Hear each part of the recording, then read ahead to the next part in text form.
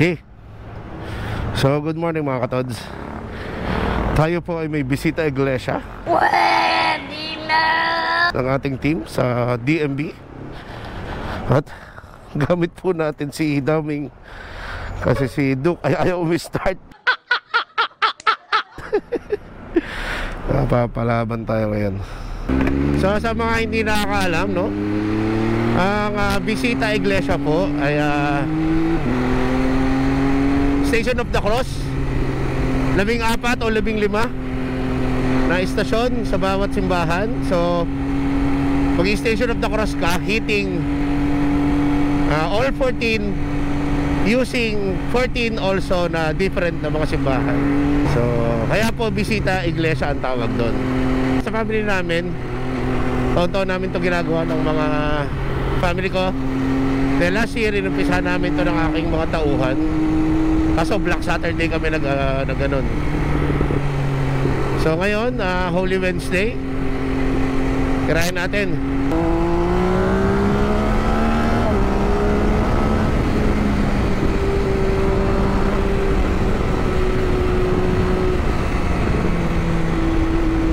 Hindi dapat ako magbablog ngayon, ano? Kaso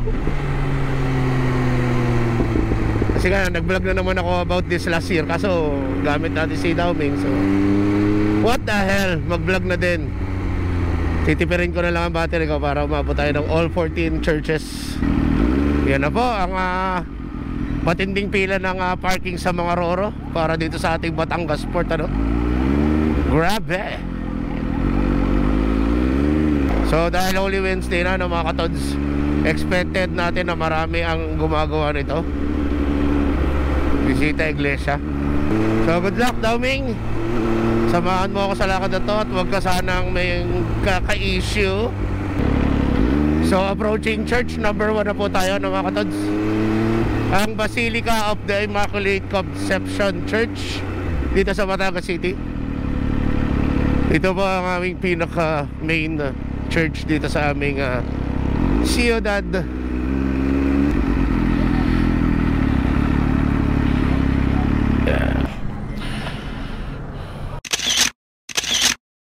So, first station done. Punta tayo sa pangalawang stasyon. May misa dun sa una, kaya nahiya kaming laksan ng aming mga boses.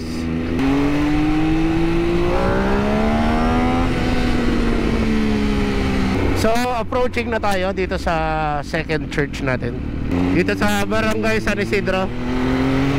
Nandito malaking simbahan, pero Catholic church siya. So G na rin to, syempre.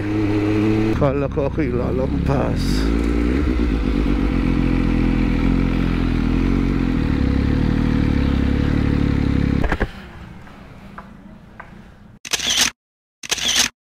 So, tapos na sa pangalawang simbahan na, mga katods. Sarado lang siya pero tinuloy na lang namin pa rin para hindi maaksayo yung isang simbahan. At kami ay babalik din ng office at magtatrabaho after nito. Hindi totoo yan.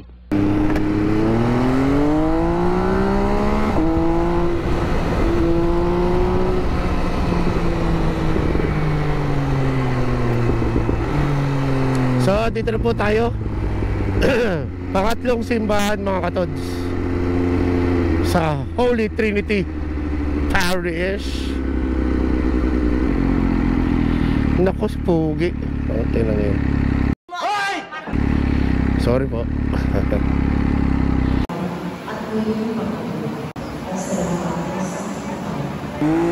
Third church done.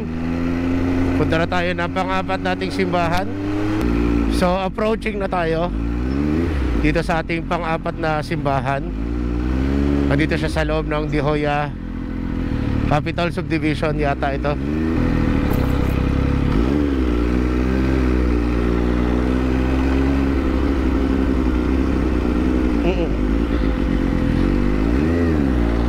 Ako one way to.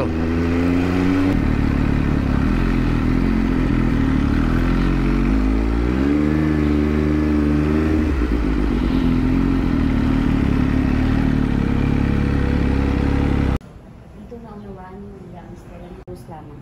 Kilala natin kung sino siya.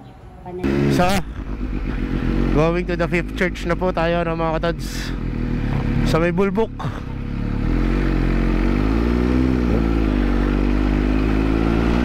So kaming dalawa ni Chopol ang nakamotor ngayon, kasi yung ibang kasamahan namin sa office ay naka-FB.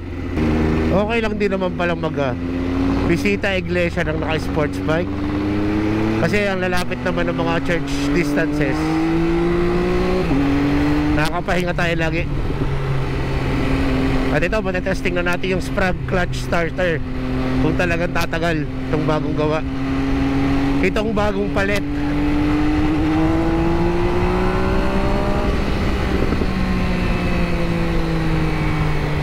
So as you can see, naka arm sleeve lang tayo, gloves at t-shirt, kasi hindi naman tayo mag-expressway. At wala naman akong balak mag ultra speed dito sa National Road. Bola lang yan. Ingat lang po tayo. Kilala ko pala yun.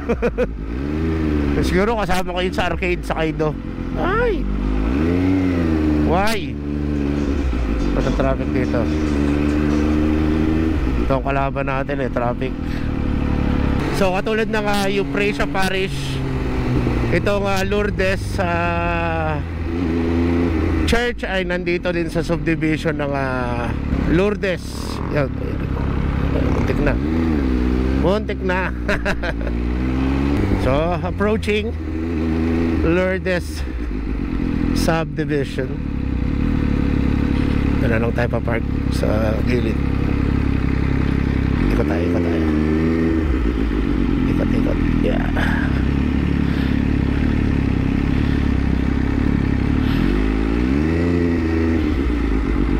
Yun. Ayos. Hintayin muna natin yung mga kasama natin, ano. Balik tayo mamaya.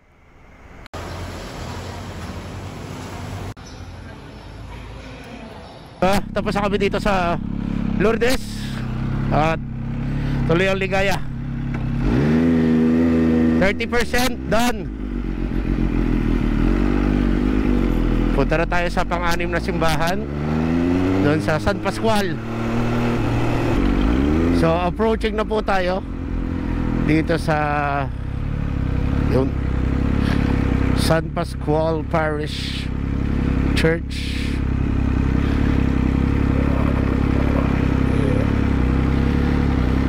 Tinuli natin ang ating mga kasama. Pagkatapos ito, kakain muna tayo. At ako'y Tom Jones na ano.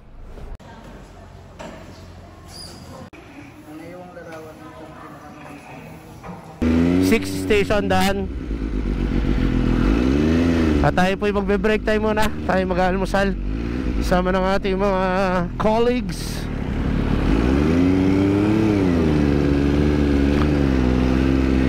Pero tayo mag-almusal sa San Pascual kay Calando. So ito ang isa sa masarap pag nagbibisita iglesia, ang umain, ano. Pero syempre ginagawa natin ito bilang pag-alala sa sakripisyo ni Jesus Christ,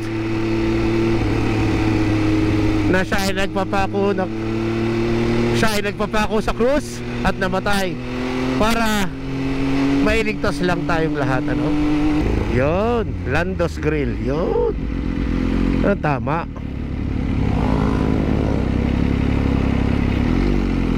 Yo, swak.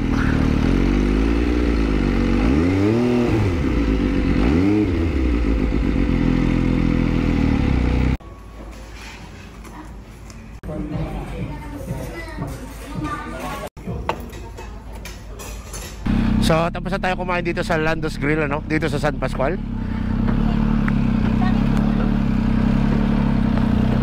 Tara, tuloy ang ligaya. Let's go.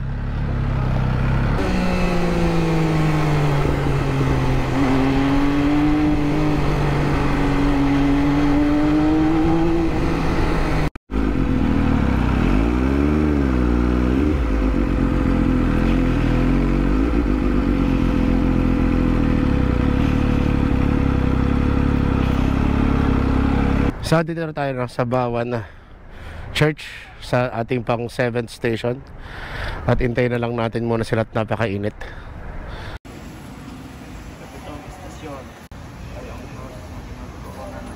Kalahati lang, tapos natin mga katods, ano?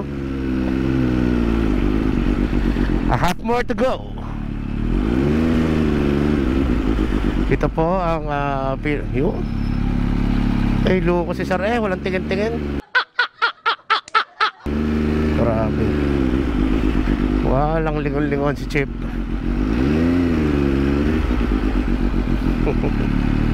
So itong sunod nating simbahan ay first time natin dito.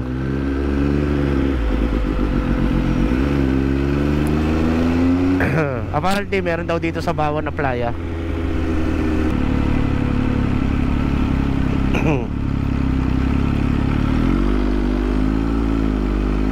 Kita na natin kung nasaan si Pugi. Ayun.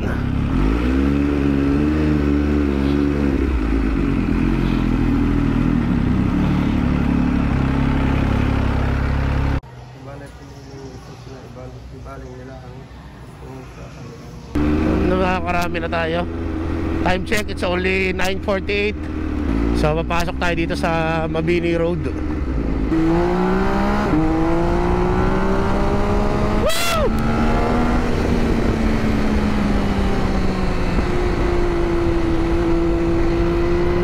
So approaching na tayo dito sa ating pang-siyam na station, ano? Dito sa Holy Family. Hindi pala siya San Rafael, Holy Family. Naku, yun lang, may scaffolding. May scaffold. Dito tayo sa labas. So nandito na sa labas ang kanilang Station of the Cross. Dito na lang tayo babanat, ano? Mga walang sala, ang dugo ni Jesus lamang ang walang sunog na naman ang puwet, hayop. 9 church down. Santa Teresita bound naman tayo mga katods. So kung pupunta pala kayo dito sa Holy Family Parish ng Bolo, ay katapat dito yung Keppel Shipyard. Kakanan ka dyan sa may Alphamart, papasok dito. Iyan pa. So para okay pa naman si Domi. Ang sprag clutch ay 1 click, andar agad. Let's go.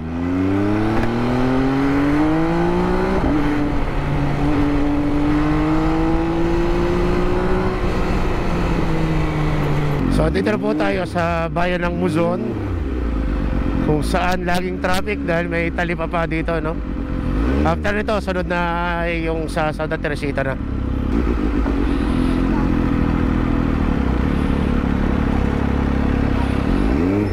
Pinagbabawal na technique. Fiesta pa yata dito, no?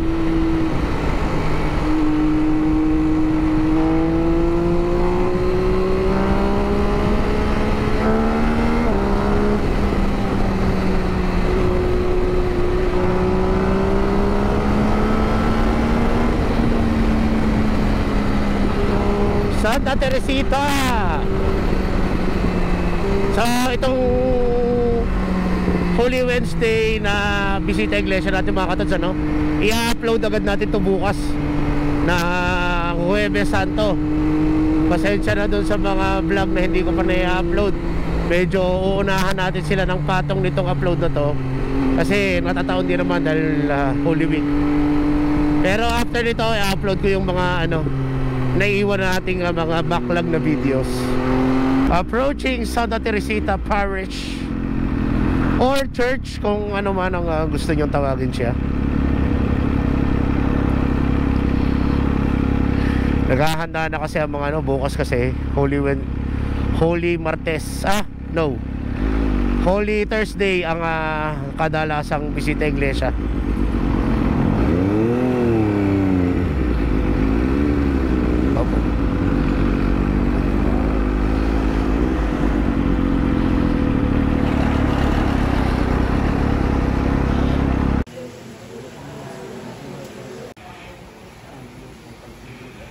So going to the 11th church tayo na mga katods. dito sa Alitagtag. At daman na namin ang tsupol, ang init. Time check 10:37. Only 4 more church to go. Kasi ito medyo malalayo na yung distances ng church, no?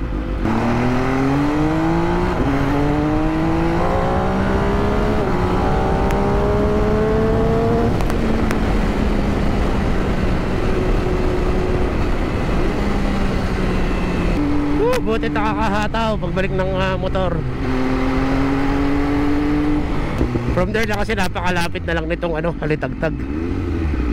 Parang to, 5 kilometers or wala pa. Yun na. Kita na agad ang simbahan. Naku naman.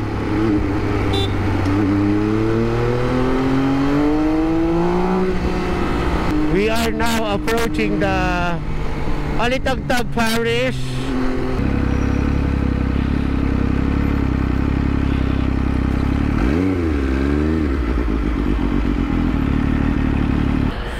So, dito na po tayo.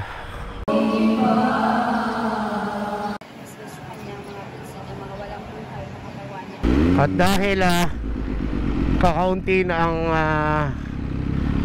battery ng ating GoPro at wala tayong baon na pamalit, kaya dito na lang ako nagbubukas pag malapit na ang destination.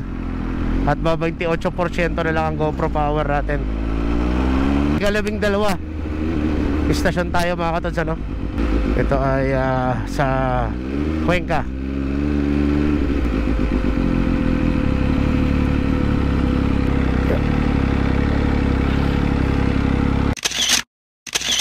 So, dito na tayo sa Banay-Banay, kung saan pang 13 istasyon na ang ating pupuntahan.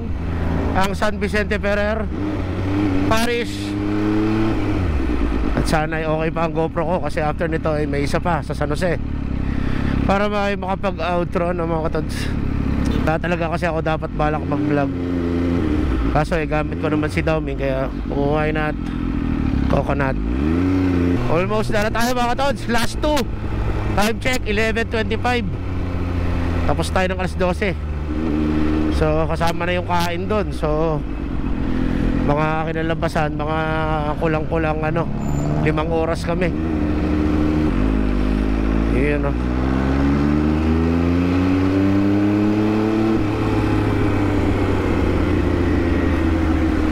San Vicente. Ito na kami. Ako pa lang muna, hindi pala kami. Ako lang pala. So dito na tayo sa San Vicente Ferrer. At nandito yata sa labas ang kanilang Station of the Cross. So ito natin sila. At let's G with our 13th station. So going to the last tayo, church mga katods, sa church number 14 sa San Jose. So abot naman tayo, makakapag-outro tayo hanggang katapusan ng vlog nito, Ito ang ating 2025 Holy Week special vlog para ngayong Semana Santa. Kaliwa tayo dito, papasok ng bayan ng San Jose, dito sa may Itlog.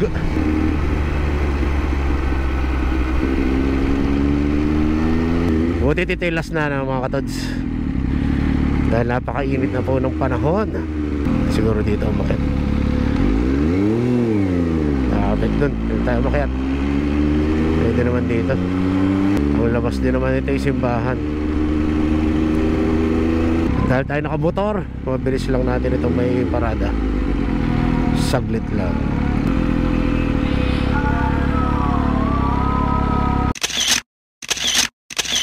So, tapos na tayo mga katods. 14 stations done. At ikakain muna natin ang ating mga staff dito sa cafe naman, kina Quinay. Yeah. Ito naman na yung na-vlog ko na noon. Dito muna tayo kumain bilang katapusan ng ating holy event. Anong kay Carl? Sa'yo. Oo, So So tapos na tayong mag lunch dun sa cafe naman, ano mga katods. And babalik na kami ng office. Ayun, nakatapos na nga kami ng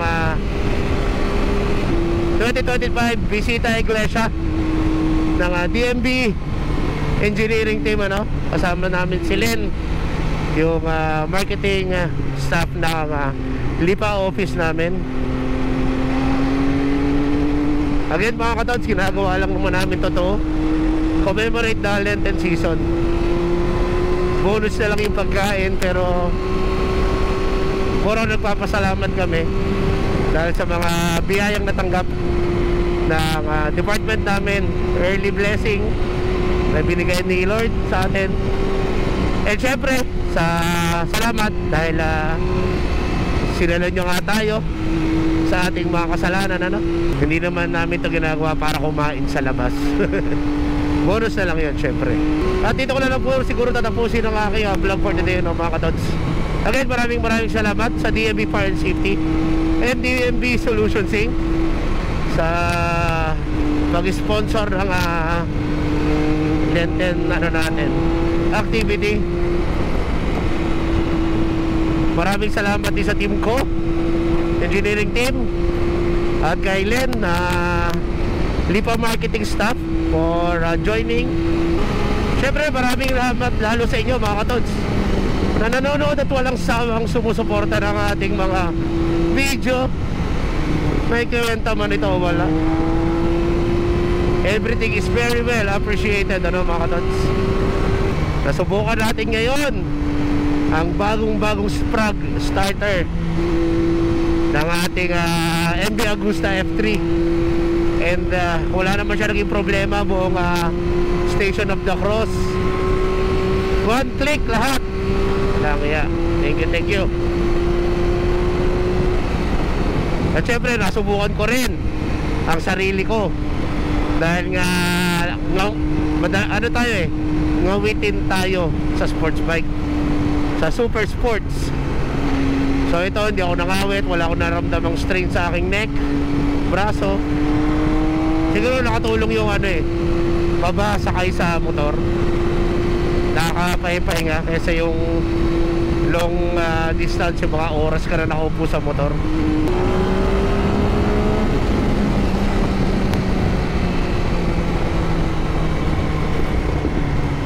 Nakabad sasama itong parting to ng ay, nagwiwigil ang gulong natin. Ba't dilagay rin ito yung karsada? And again mga katods, ito po sila Beach Moto signing out. Babush! And have a happy Lenten season mga katods.